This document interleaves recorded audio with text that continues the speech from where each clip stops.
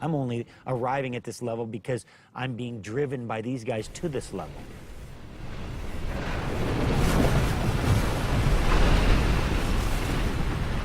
There's just no question that this guy is the best big wave rider the world's ever seen.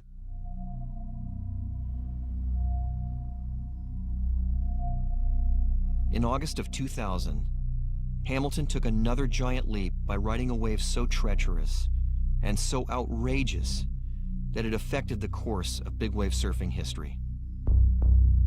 The wave broke 3,000 miles south of Maui on the French Polynesian island of Tahiti at a reef pass known simply as Chopu.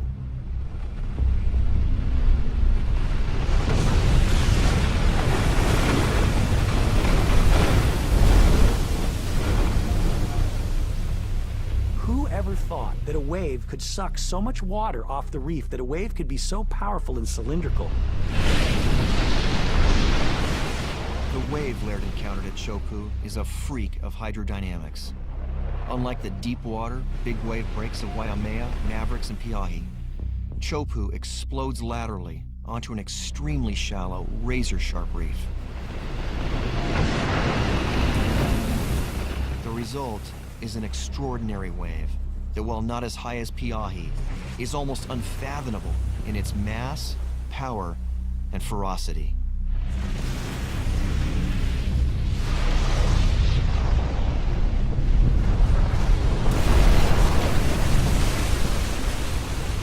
Chopu's reputation was already fearsome, but neither Laird nor Derek Dorner could have imagined the once-in-a-lifetime wave that eventually appeared on the horizon. I towed him onto this wave, and it was to the point where I almost said, "Don't let go of the rope." But when I looked back, he was gone.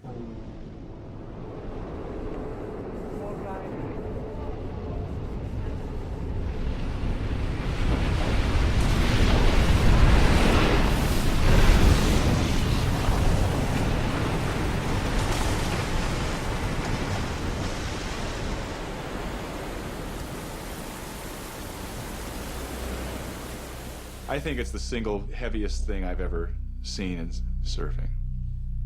What could be heavier than that? Laird's wave at Chopu was the most amazing, single most significant ride in surfing history, more than any other ride. Because what it did is it completely restructured collectively our entire perception of what was possible. You go through a surf magazine, you've seen Pipeline, you've seen Off the Wall, you've seen Waimea, you've seen everything, and none of it has any impact. But when that photo came out, it stopped everyone's heart, and they went, where and what is that? I remember picking up that magazine, looking at that magazine, and just going, man, that shit's impossible. You don't do that. In my absolute prime, there's absolutely no way I could ride a wave like that. Normally, surfers are dragging this hand along the face. Laird had to drag his backhand, on the opposite side of his board to keep himself from getting sucked up in that hydraulic. You know, in the middle of that maelstrom, how did his mind say, this is what I have to do? No one had ever ridden as Laird rode on that wave before. And so it was the imagination of dealing with that unimaginable energy and coming up with the plan spontaneously. He couldn't practice.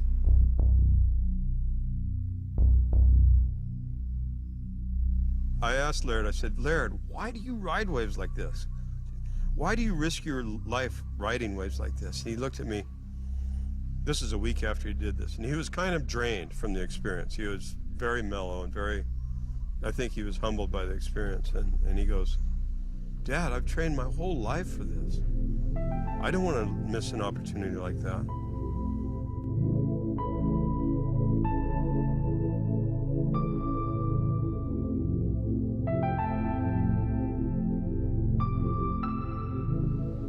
I don't want to not live because of my fear of what could happen.